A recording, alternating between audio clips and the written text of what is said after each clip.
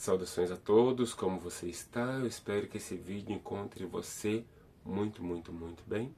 Hoje a gente vai conversar um pouquinho sobre dragões, reptilianos, draconianos. Qual a diferença existente entre eles e por quê? Porque as pessoas se confundem, porque as pessoas têm medo, porque as pessoas têm dificuldade de acessar essa egrégora ou essa consciência, tá? Os dragões, eles são uma criação primordial, tá? Dentro do grande primeiro universo, do universo central. Tá? O núcleo do primeiro universo, esses dragões, eles surgiram, eles foram criados ali, junto com o que nós conhecemos como querubins, serafins, elohins, os primórdios da terra, os primórdios dos seres celestiais. Dizem, principalmente Rodrigo Romo, que é uma pessoa que fala pouco sobre dragões, mas traz informações muito fortes, muito concisas e muito certeiras, que o primeiro dragão é conhecido como Yansak.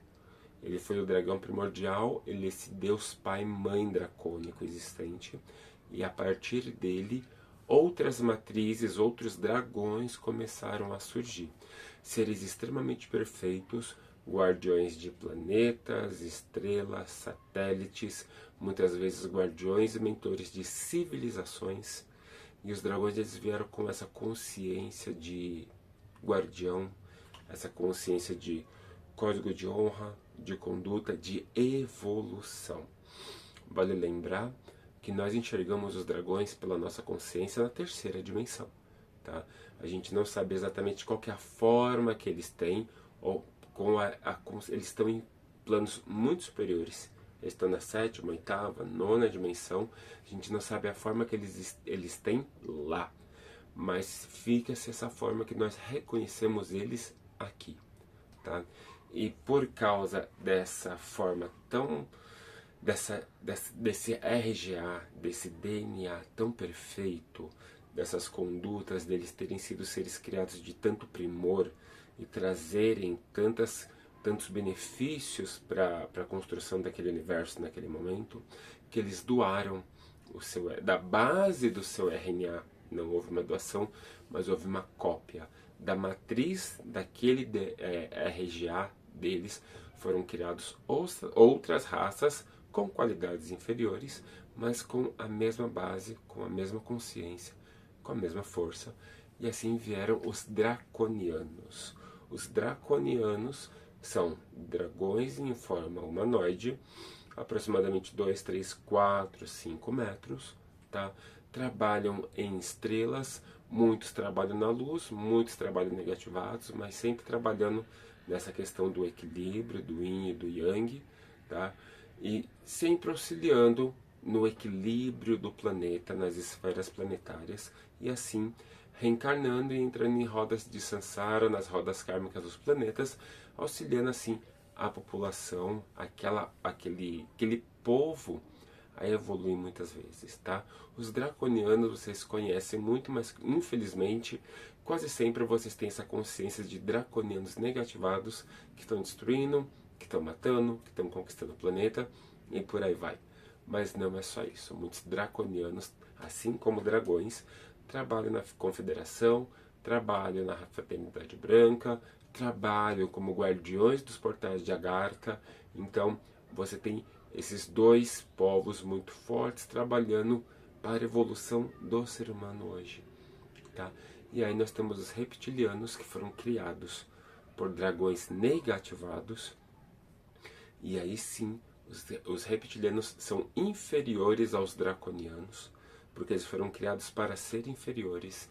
Eles trocam de formas, eles manipulam, eles destroem, eles criam a guerra, porque a função deles é essa, de criar a guerra, de trazer o desconforto para as pessoas. E eles sabem que o período deles aqui está encerrando, e assim eles estão envoltos cada vez mais em guerra e destruição.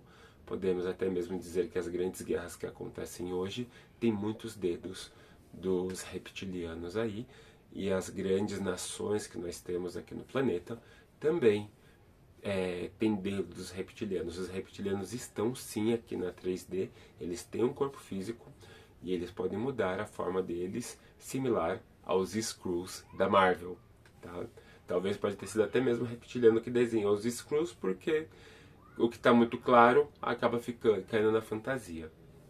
Uma coisa que é muito interessante, assim como nós temos a mesma matriz genética dos Pleiadianos, vocês que começam a estudar ufologia, seres de outros planetas, seres de outras esferas, se encantam pelos Pleiadianos porque eles são bonitos, eles são altos, eles são muito parecidos com nós, só que eles são loiros, muitos têm cabelo, eu não tenho cabelo, a matriz Pleiadiana está errada, está com defeito.